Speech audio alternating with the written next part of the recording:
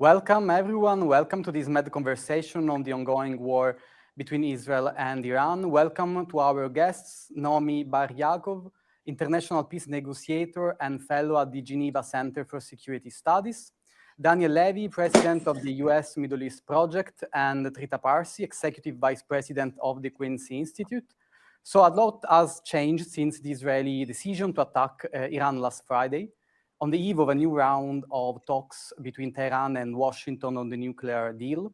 So today we will try to deciphering what is happening now in both countries and what we should expect from the coming days, but also what are the intentions of the United States and of the other regional and international players.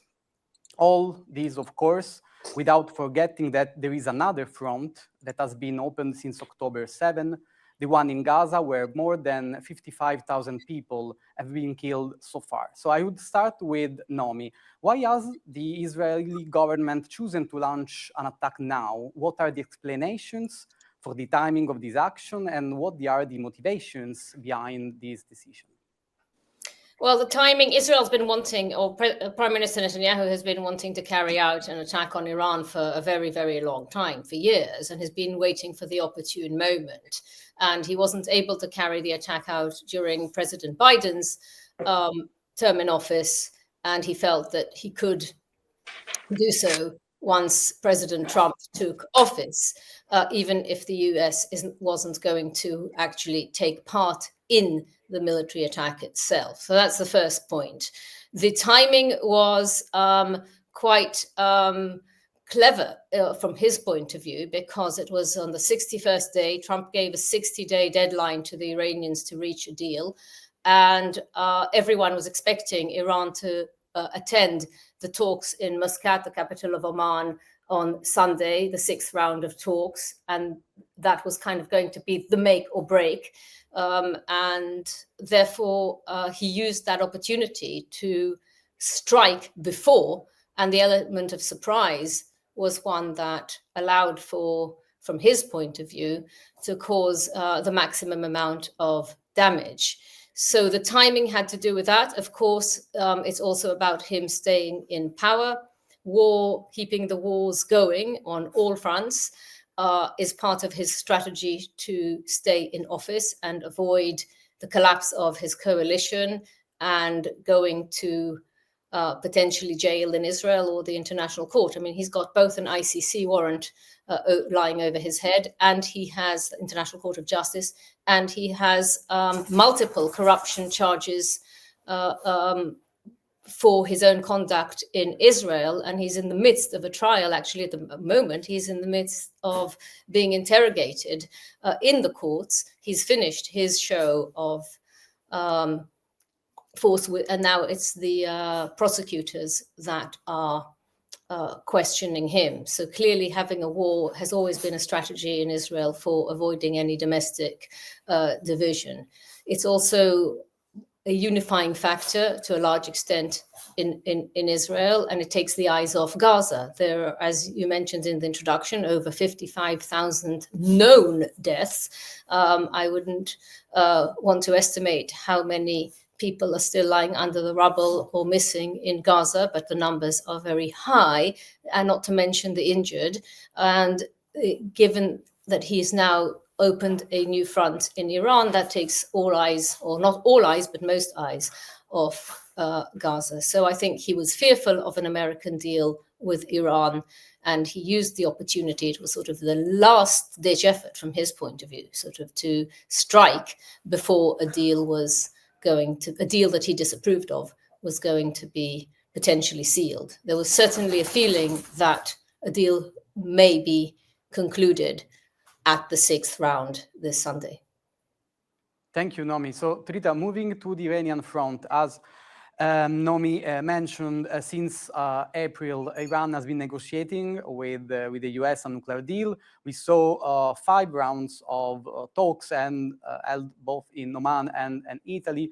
There was talks scheduled for last Sunday. So could you help us to understand better what is the genesis of the Iranian nuclear program? What are were the drivers and ambitions of this program, and what is the impact of the ongoing war on its future development? Thank you, and it's a great pleasure to be here with you and with Nomi and Daniel. The Iranian nuclear program goes back to the 1960s, in which the United States actually convinced Iran that Iran needed to have a nuclear program to become a modern state. Two individuals who were deeply involved in that project were called Donald Rumsfeld and Dick Cheney, who served in the Ford administration, who wanted the Iranians to buy Westinghouse and other American reactors for the nuclear program of Iran. The Iranians have had enrichment in the past. During the 1970s, there was even a fight with the US about that. And then the program was more or less put on ice for some years during the 1980s and then resurrected. Part of the reason why it was resurrected is because the Iranians do need an alternative to just oil and gas for energy production, but also because at the end of the Iraq War, both sides, both Iraq and Iran, thought that the peace would not last, and they were convinced that the other side would not be able to sustain another 8 years of war. And as a result, both sides thought that the other side would use weapons of mass destruction in the early stages of the next war. The problem was the Iraqis had an advanced nuclear program, the Iranians did not. So I think from the very outset, this program has had multiple uses, and one of them has been the legitimate production of energy, but there's also been exactly the same thing that the Shah was trying to do, which was at a minimum have all the different components and the know-how in place. So in case Iran felt that it needed to build a bomb because of a deteriorating security environment, it would have the capacity to do so. But building the bomb and having the capacity, of course, is a very huge difference. The Shah did not intend to build one. I don't think the regime was intending to build one either, because if it was, it probably would have had one by now. But it wanted to have the capacity. What we're seeing now is that the Israelis have successfully attacked Natanz, which is one of the enrichment facilities that is not particularly well protected. So it's no surprise if they have managed to do a lot of damage to the Natanz facility. Part of it is actually above ground. Fordo is another facility which is deep in the mountains and underground. And there the Israelis have not been successful and have actually not even tried particularly much to attack it. So there's definitely components of the nuclear program that are remaining intact. We do not know whether their stockpile of enriched uranium has been destroyed. Presumably it has not, because we have not seen any indications of radiation. And also the Iranians continue to retain the science and the know-how of how to reconstitute the program and rebuild whatever the Israelis may have destroyed. But the one big difference that has happened in just the last couple of days is that there's been a dramatic shift in favor of weaponization in society and in the elite as a result of the Israeli attack. You're seeing it on TV with officials pleading with the supreme leader to lift his fatwa against building nuclear weapons. You're seeing it on the streets of Iran, in which spontaneous demonstrations have come out in support of weaponization. Whether that is long lasting or not, of course, remains to be seen. But it is not surprising. When you are attacked, it tends to actually drive up your desire rather than down your desire for a nuclear deterrence. Thank you very much. Daniel, for months we have believed that the US were vetoing an Israeli attack towards Iran. Now it seems that the American president have changed his mind, declaring the strikes excellent and very successful, the Israeli strikes. Yesterday he left the G7 meeting in Canada for a much bigger reason than reaching a ceasefire. So did Donald Trump really change his mind, or this was the plan since the beginning? Well, indeed. First, good to be with you. I would maybe just offer one clarification as I see things in terms of the phrasing of the question. I think Trump was looking for any excuse to leave the G7 because he largely has contempt for the other 6 leaders who are in the room at the G7. He'd much rather be spending time with other world leaders who he could then get back on the phone with. So any excuse to get away from Canada. I think what makes it hard to nail this down is, of course, there are always competing views, centers of power within any government, certainly a US government. But the extent to which that is the case inside Trump 2.0 should not be underestimated. And in this particular case, it's America first versus Israel first, MAGA versus MIGA. And I think we're still in this tug of war. There's probably going to be some kind of decisive tilt in one direction or the other. Why do I go to that place in responding to your question? Because I do not think that from the get-go, there has been this hand-in-glove coordination to create a 6-month deception vis-a-vis the Iranians that the administration was on board with, and everyone knew where they were positionally during the entirety of the process between the opening gambits when Trump first took the reins of power and what we are seeing this week. I think quite the contrary. That battle has been playing out, and it continues to play out.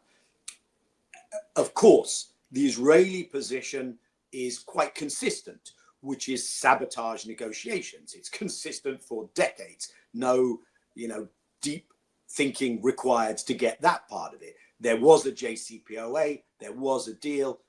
Trita gave us a deeper, richer history, which was very useful. Israel was the lead saboteur. Trump 1.0, they get him to pull out. Negotiations seem to be the path he is on. First, they threw in this idea of the Libya model. Capitulate to everything, and then we still do regime change. Great, very attractive offer. They realized that didn't have too much traction, so they moved to trying to torpedo the talks via the zero enrichment, which is, of course, outside of what an NPT signatory and respecting state is able to do. That seemed to have undermined the talks. I think what flipped things, and Nomi gave us some really useful background in terms of the dynamics inside Israel, and that for me is the crucial thing. But I think what flipped things is that Netanyahu managed to create a consensus inside the American decision-making circle that if we go in, Iran will come back to the negotiating table with a softer position. So this is the way to break your negotiating impasse, Mr. President, and we're doing it. You're not doing it.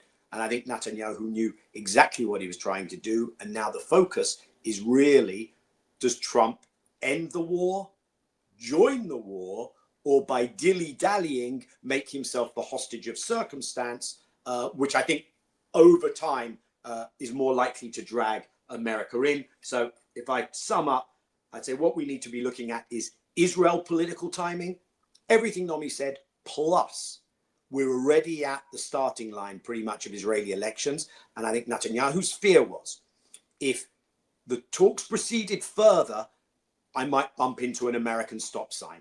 This is one of the last political dice I can roll. Next, US and international timing, which is I can get Trump now, and I can shift the conversation on Gaza. So there's a Gaza timing question here. And I think the least salient is, of course, what we've been hearing from the Israeli spin, which was no choice. We had to act now. Iran was going to replenish its ability to defend its skies. And they had made this sudden lurch and decision to cross a certain threshold of which there is no evidence. Thank you, Daniel. Another question for you, going a little bit deeper on the US-Israel relation. What is the current war telling us on the relationship between Israel and the United States, and specifically between Donald Trump and Benjamin Netanyahu? I'll say something briefly on that, and surely others have thoughts as well. My headlines would be, number one, never underestimate how deep and varied are Israel's entry points into an American administration. Israel's ability to impact the decision-making of a US administration. And therefore, yes, there's the Trump-Netanyahu dynamic, which I think has a very seesaw potential to it. I think it looks more like a roller coaster ride than something that's very smooth. But that's not the only factor in play here. So number one, never underestimate that. And crucially, I would argue, number two, never underestimate the gullibility, just what suckers and how easily led the Americans can be, especially when you have an administration who, with every attempt to demonstrate due respect, has such a shallow command of the material, is staffed in such a thin way, and is also, of course, anyway, subject to the Washington blob way of seeing this and so many other things in the world. And those for me are the two pillars on which any analysis of this needs to rest. The Israelis are pretty damn good at bamboozling them, and I wish it were more difficult, but it isn't. However, this is where the fight between America first and Israel first comes in, because there is a movement here. And Trump, needed that movement to get elected. This isn't good for what he's trying to do economically. This certainly isn't good for what people who voted for Trump thought they were voting for. And so although, for me, my headline this morning was Trump's tweet, the morning we're talking, was Trump's tweet in response to Tucker Carlson. Still, I would argue Trump could push back against Carlson while actually following what Carlson was pushing towards, because Carlson is not the only voice, and Trump will be very aware that he could lose a lot of his base over this. So like I say, game on inside MAGA world. Thank you. Daniel, Nomi, there are speculations on the fact that Israel is targeting the Iranian supreme leader, and in this way try to stimulate, let's say, regime change in the country. This is quite obvious, but if it will happen, this would have very significant and, let's say, enormous consequences for the entire region.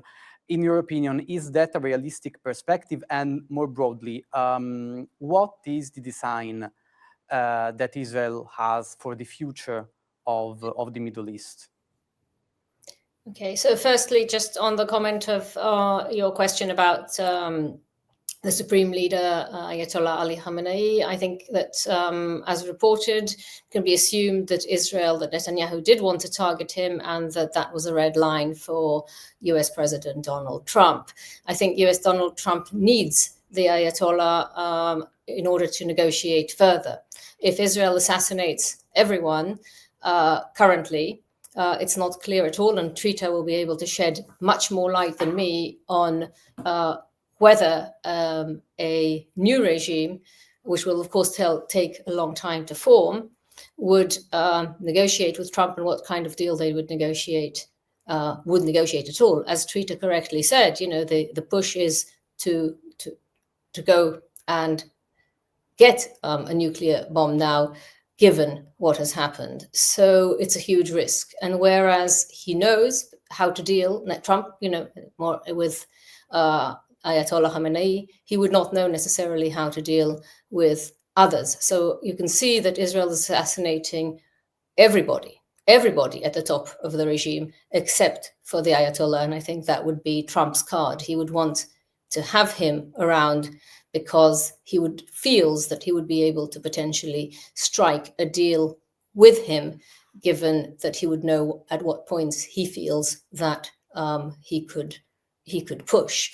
So that, I think, is very important to remember. And there I see a discrepancy between the US position and the Israeli position, because I think for Israel, the more higher level officials they assassinate, the more they brag about it, and they feel it adds to their kudos, whereas I don't think it's necessarily the case in the US, because I think ultimately what the US is looking at is to strike a deal with the help of Oman and Saudi Arabia and Qatar, And if Israel assassinates the supreme leader, then that clearly would be a massive setback. Did you have another question, Aldo? I'm so sorry, I forgot. It was on the vision that Israel has for the future of the region.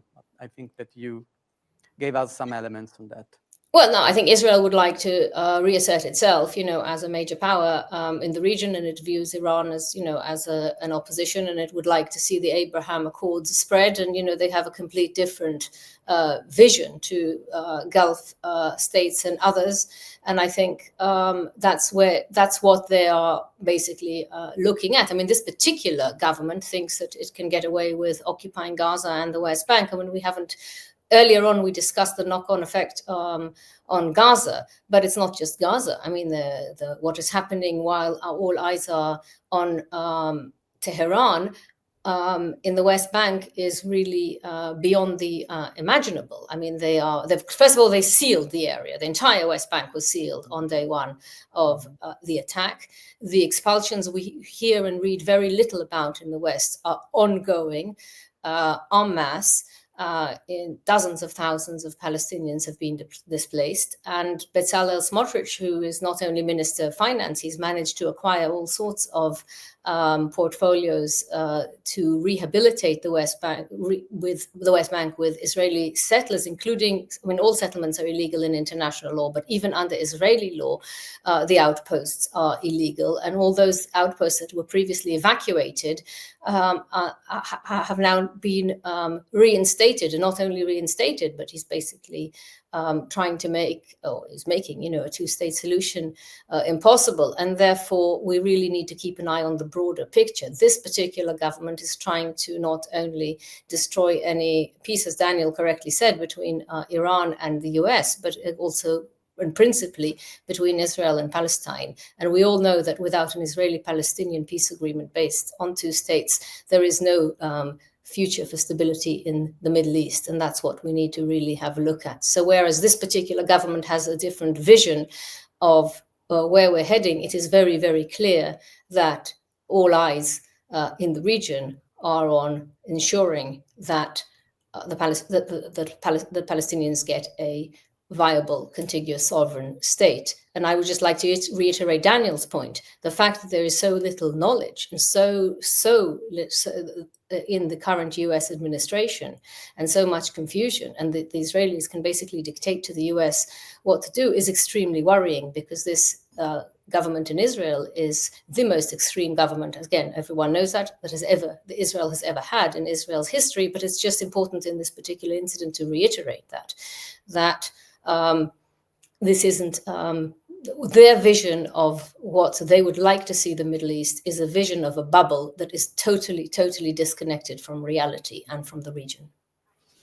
Thank you, Nomi. Trita, how is the Iranian population reacting to the bombings and to this escalation, to this ongoing escalation? Some days ago, Netanyahu told that he hopes that the Israeli operation will free the Iranian population from an evil and oppressive regime. In your opinion, this speculation on a possible regime change is, let's say, a realistic possibility or not? So I think we have to acknowledge, of course, that the Iranian regime is extremely unpopular, and it has been for quite some time, but probably this last couple of years has been one of its most unpopular periods in its 40-year history. But what has happened here is a remarkable rallying around the flag phenomenon, not a rallying around the government phenomenon. In fact, perhaps one can draw some parallels to what happened in Israel around October 7th. There was a rallying around the flag phenomenon in Israel, not a rallying around Netanyahu phenomenon. I think we're seeing the same thing in Iran right now. And I think to a large extent, this has been because of the manner in which Israel has conducted its attacks on Iran. There's been attacks against apartment buildings in order to kill some military officials, but in the process, they've killed scores of civilians. There's been attack against hospitals, city centers, a TV studio, as well as, according to the Israelis themselves, 2 days ago, they set off 5 car bombs throughout Tehran, which essentially is literally the definition of terrorism. This has really pushed the population against anything Netanyahu was saying. Not that there was much of a receptivity to begin with, but that essentially put an end to it. Now, whether that will sustain itself if this war goes on for 3 months or so, of course, no one knows. But I think right now, people are in a state of shock. It's not that there was an unawareness that there's a risk, but because there were ongoing negotiations, because talks were supposed to take place on Sunday, because Trump kept on saying that he wants to make a deal, there is a complete shock that they are now in this state of war because of what Israel has started. Because there was no readiness for that. There was no readiness for the manner in which this would be done. Thank you. May I say something, Aldo, just on... Yes, of course. Follow up to Nomi, who I'm in rude agreement with on virtually everything here. I think it's important to stress that Israel is trying to establish a hegemonic project in the region that is not of recent vintage. If one dusts off the works of Netanyahu and the neocons, the strategy for a clean break from almost 30 years ago. But Israel today is trying to impose that hegemony at a time when it is making itself, in the eyes of so much of the region, an almost indigestible, unabsorbable element because it is so destabilizing and radicalizing, given what it has done in Palestine. So we are the hegemon, come under the nice warm blanket of an Israeli hegemony. That hegemony by necessity includes the ethnic cleansing and the genocide being conducted against the Palestinians. And it's not a very attractive proposition. And it is very hard for states to sell anything like that to their publics. And the carryover for me in terms of the goals vis-a-vis Iran are that Israel, I don't think, when one thinks about regime, is thinking seriously about a neat regime change or a revolution and someone takes over. Israel's preferred state of affairs is failed states. That's the model. It wants chaos. It wants state collapse. And it wants wars between ethnic minorities. Look at how it is conducting itself in Syria vis-a-vis the Druze community, etc. That's a revisionist state that the region is really struggling to know how to cope with. I'd just like to add something to Daniel, along just to build up on what he said. I mean, it's not just Syria, and Daniel knows this all too well. It's also Gaza and everywhere else. It's a divide and rule strategy that Netanyahu has led also internally. So at the moment, we're seeing him arming, this is Netanyahu and his government, drug lords and thugs in Gaza as opposition to Hamas. He built up Hamas as opposition to Fatah. So, we're seeing this everywhere. So I would just like to concur with that point. And thank you very much for raising it, Daniel. And where I thought you were going, Nomi, sorry, we'll stop the dialogue. But where I thought you were going, Nomi, and then you went to Gaza, which you're absolutely right on. Well, there's something we also needs to be said about Israel internally. Yes, I mentioned that. Yeah. No, I'm just going to add to it because, yes, the move against Iran in the Zionist camp has a very strong consensus, but that doesn't change the fact that the country is deeply divided on other lines. And there are real questions here about Israeli resilience. How long can it sustain the kinds of things we've seen over the last 4 nights? How exhausted are the reservists? How is the economy being impacted? But Netanyahu is also arming elements of his own society. Correct. And so Israel likes to send the signal, resistance is futile, challenging us is futile. We've got this. I think that grossly underestimates the vulnerabilities inside Israel. And just because the audience may not be so au fait with who Netanyahu is arming, so I just for you and for me it's obvious and Trita, but Netanyahu is arming the settlers and not his opposition. But I just thought it's worth clarifying. Thank you, Nomi. Nomi, to remain in Israel, how is the population in Israel reacting to the current war? I mean, in terms of public opinion, in terms of impact on missiles in central Israel.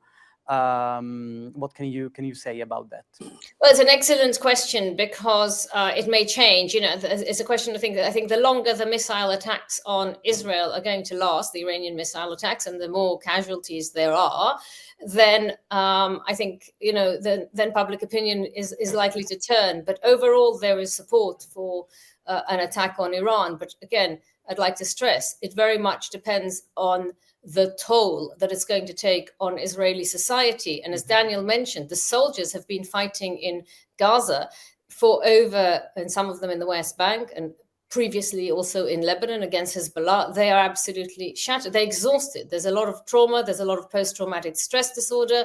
There's soldiers who are refusing to be called up, and virtually everyone has been called up again on Friday after I'm talking about reservists, after Israel attacked Tehran. So there is a growing movement to end the war in Gaza. Very, very, and again, just before the attack on Iran, that movement was gaining momentum. You saw a lot more people in the streets protesting against the continuation of the war in Gaza. Some of them for two states. So you're sort of saying we need to end the war and reach a political solution and release all the hostages. And now with Iran, again, there'll be opposition to the fact that the hostages have been left behind, that Gazans are starving. There isn't, the Israeli public took forever and ever to realize what was going on in Gaza. That's a different discourse about how the Israeli media was complicit with the government and only aired one side of the story, meaning the Israeli side, and did not air images of what was happening or stories in Gaza. But they started to do so just more or less before the attack on Iran. So I think if this goes on for too long, and if this continues, then public opinion will definitely shift. It'll say, well, what have we gained? What are we gaining now? So again, as Daniel said, the society is deeply, deeply, deeply divided. And you will see that division that has actually been sown principally by the Prime Minister continuing. But there will be a growing opposition, and that will be a vocal one, to end the attacks on Iran too. Thank you, Nomi. So, Trita, moving to a regional level, how are regional powers reacting to the current war? I'm referring specifically to Gulf countries, and what measures could they take, if there are measures that they could take to ease the ongoing crisis? So they have, first of all, shifted their positions dramatically compared to a couple of years ago, at least Saudi Arabia and the UAE, who were dead set against Obama's deal, but have been actively trying to make sure that there is no war this time around and that there is a successful diplomatic track. I think they're quite upset about the current situation and extremely worried, not because they have any particular love for Iran, but because they're very concerned about the destabilizing impact this will have, not only on the region, but on their own societies and their economic prospects. From what I understand, what they have so far told the United States is that they will not allow the United States to use any of their bases for any attacks on Iran, knowing very well that if they do, the Iranians will target those bases. They do not want to invite this war into their own territory. Their pressure on Trump at this point seems to be rather futile if it is imposed in full extent, because we're seeing that Trump is going in a very, very Netanyahu direction right now, even saying things such as not caring about what his own Director of National Intelligence, Tulsi Gabbard, testified in the Senate just a couple of months ago about how the US intelligence continues to assess that Iran is not seeking a nuclear weapon, does not have an active nuclear weapons program. But now, since yesterday, Trump has adopted the language of Israel and Netanyahu, which says that Iran was racing for a weapon. There's no basis for that in US intelligence. But he essentially threw Tulsi Gabbard under the bus. So if there's anyone who could have impact on Trump's thinking, it's probably the Saudis, but we're not seeing any indication that they have either tried fully or that they've had any impact. Thank you, Trita. So to conclude this discussion, the same question to all our guests to be answered preferably in 1 minute. The situation is very volatile, but what are your expectations for the coming days? So I would start with Daniel, maybe. I do think this hangs in the balance. I do think it's primarily in Trump's court. Of course, something spectacular, spectacularly good or bad, could happen that changes that. I am in no doubt that if the Americans insist that Israel stand down, that is what will happen. I think it will be interesting to see how much others weigh in.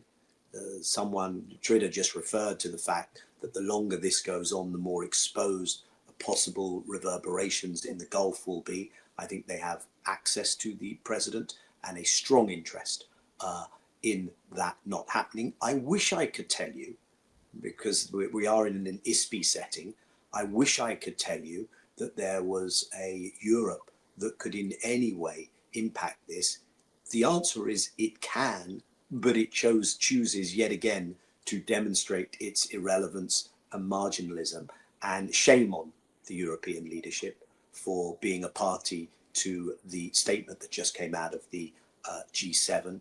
It's criminal negligence, and it's another way of isolating yourselves from the rest of the world. So rather than look too far into the crystal ball, I'll look into the failures of Europe. And I think it's well past time that Europe recognize the region and the realities in the region and the danger posed by an Israel rogue state who they are enabling and backing, a danger also to Israelis themselves, I would argue. Exactly. Nomi. Firstly, I agree with absolutely everything that Trita has said. And I'd just like to add, so yes, everything is in Donald Trump's hands. And I think that both the leader of Mohammed bin Salman, Crown Prince of Saudi Arabia, and Sheikh Tamim, the Emir of Qatar, have leverage, have influence on Trump. And I think there is quiet diplomacy there must be going on behind the scenes. And I very much hope that they succeed in highlighting the risk to their countries and other Gulf countries, the risk to the whole region, and that President Trump will do the right thing and force Israel's hand in ending the war. Trita, we conclude with you. I have to say I am a little bit more worried or pessimistic. I think what you're going to see is that there may end up being a meeting between the Iranians and Trump. It would be J.D. Vance and Steve Witkoff. But I fear that the U.S. position is one in which you're going to go to that meeting and demand complete Iranian capitulation, meaning zero enrichment. And if you're in the shoes of the Iranians at this point, they have completely lost any faith in the goodwill or capacity of Trump to live up to his word. And as a result, even capitulation will not be believed. So it's not even considered a real option. Because they have now seen in the last couple of days that Trump apparently is either incapable of resisting Israeli pressure or too susceptible to believe the Israeli arguments. And as a result, once the Iranians were to give up enrichment, immediately thereafter, there would be demands about missiles and other things. And as a result, it would not be a capitulation that would end the conflict, it would be a capitulation that would just take it to a different phase, into a different arena. And as a result, it would not be an option, which then means that the Iranians will probably say no, and the ball will be back in Trump's court, in which he will have to decide, does he make true on his threat? Is he going to go to war with Iran? And if so, what will happen to his own support base? Daniel mentioned it earlier on. The MAGA, the America First crowd, is dead set against it. There's no divisions there. The divisions are between the traditional neoconservative Republicans and the America Firsters. And his base is the America Firsters. So will he betray that base? How will that work out for him? if there is a war, will it be a quick one, or will it be like what happened with Yemen, in which, despite the fact that Yemen is not even a tenth as strong as Iran, they sustained themselves for 45 days, and after that, Trump essentially gave up, declared victory, even though he had achieved absolutely nothing. So I think we're going to most likely go towards a much more dangerous direction in this than we have been so far, with the US actually entering the war, unless Trump does exactly what he has done in the past, which is last minute he can show the nimbleness and completely change track and go in a different direction. At one point, he had ordered attacks on Iran, and 10 minutes after the jets had left the tarmac, he called them back and changed his mind. So there's a lot of volatility in his decision making, which means that even if a decision is made to go to war, it could be reversed very quickly. So thank you to our speakers for this excellent discussion. Thanks to Nomi Bar-Yaacov, Daniel Levy, and Trita Parsi. Thanks to the audience. Goodbye. Okay. Thank you, everyone.